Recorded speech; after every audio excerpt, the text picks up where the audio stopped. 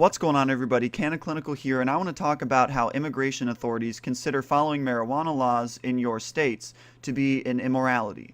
As far as they're concerned, cannabis would damage your good moral character. According to the USCIS policy manual, good moral character is defined as, quote, character which measures up to the standards of average citizens of the community in which the applicant resides, end quote. The United States Citizenship and Immigration Services, or USCIS, put out a statement clarifying this definition. U.S. Citizenship and Immigration Services is issuing policy guidance for the USCIS policy manual to clarify that violation of federal controlled substance law, including for marijuana, remains a conditional bar to establishing good moral character, or GMC, for naturalization, even where that conduct would not be an offense under state law. The argument that they're proposing for why is exactly that: jurisdiction.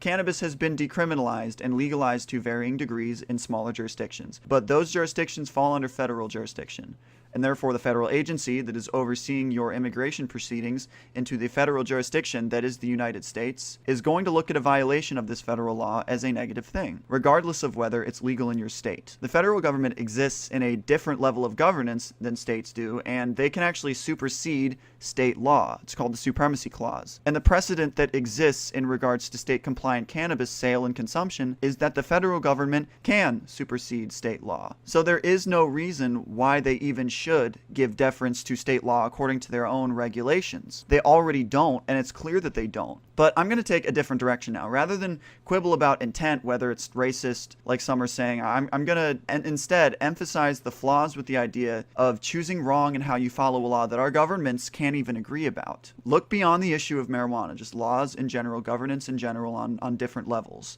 If a law is contradictory on the state and federal levels, if you're an average citizen living in your community which allows an activity that the federal government prohibits, does it make you immoral to engage in that activity? In my opinion, the whole point of a moral assessment is whether or not you'll actually mesh with society and act in good faith in such a way that you follow the laws that you interact with during your everyday life, which most of them are not federal laws. Most of them are local and state level regulations. If one of those laws is something that the federal and state governments cannot agree on, we shouldn't blame people for choosing wrong. There is an official regulatory framework in place. You just don't agree with its existence. But I don't see you telling states that they can't do that or shutting it down. They're doing it anyways. They're applying these laws to their communities whether or not you like it. Imagine walking into a store and buying a product that literally nobody around you cares about. Like, nobody's going to bust down your door for having this thing because it's legal for you to have it and for you to use it and for you to buy it. Not even the cops, as long as you're following the law in your area. And then imagine somebody else comes around and says, I'm denying you citizenship because you bought this thing legally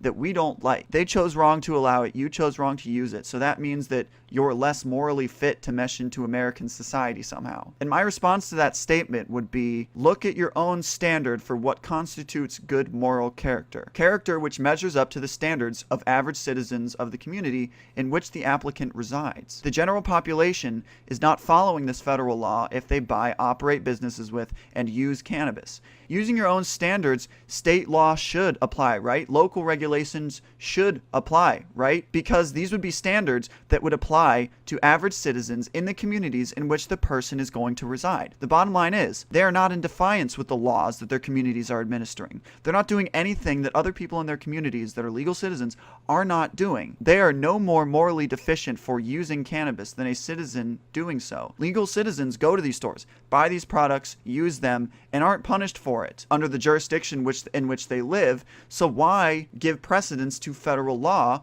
when these federal laws are not applied in these communities to these citizens? I don't see how they could even be construed as doing so.